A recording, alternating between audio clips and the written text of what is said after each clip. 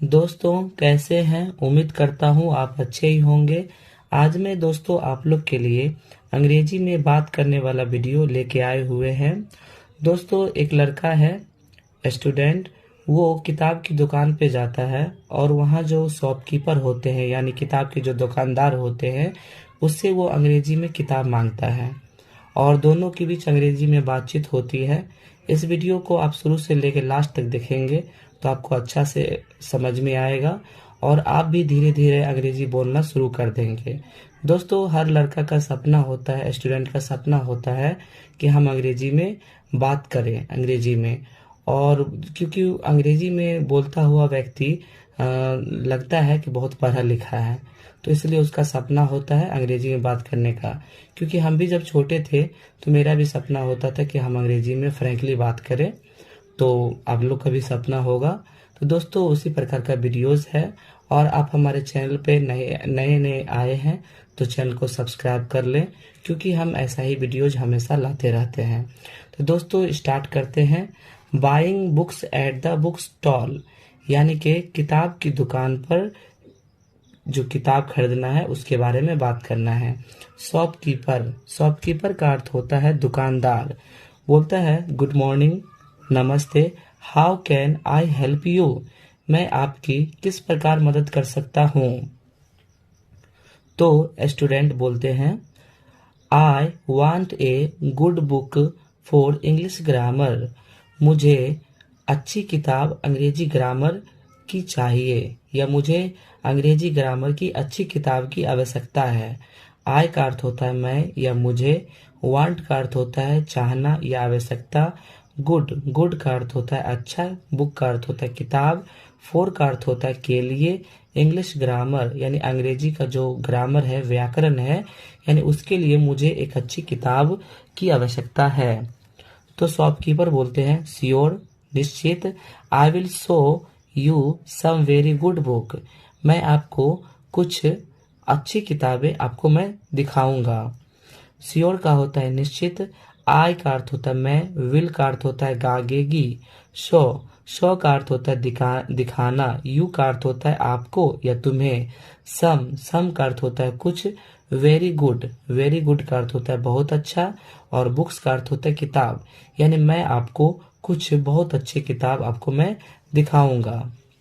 तो स्टूडेंट बोलते हैं यानी विद्यार्थी बोलते हैं I want a book that is both cheap and based on the latest syllabus, I want a book, मुझे एक ऐसी पुस्तक चाहिए जो चीप एंड बेस्ट हो यानी सस्ती भी हो और नया नया पाठ्यक्रम हो। ऑन द लेटेस्ट सिलेबस का अर्थ होता है जो अभी अभी जो नया जो पाठ्यक्रम जो आया है उसका बुक हो और थोड़ा दाम भी उसका कम हो और बुक भी अच्छा हो। तो शॉपकीपर बोलता है then you should buy Oxford junior English grammar, तब आपको एक ऑक्सफोर्ड जूनियर इंग्लिश ग्रामर आपको खरीदना चाहिए।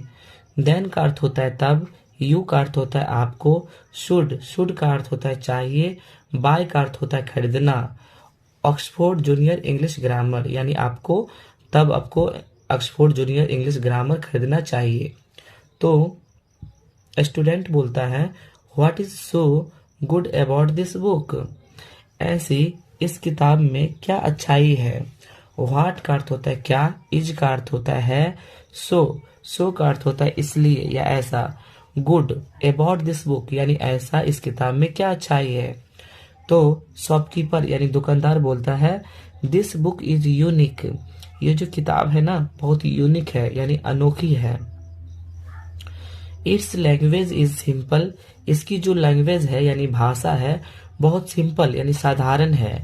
And it is based on the latest syllabus, और ये जो किताब जो है एकदम लेटेस्ट जो सिलेबस जो आया है यानी नवीन जो सिलेबस है उस पे आधारित है। तो स्टूडेंट बोलते हैं okay let me have a book, ठीक है मुझे आप है ना एक किताब आप दे दीजिए।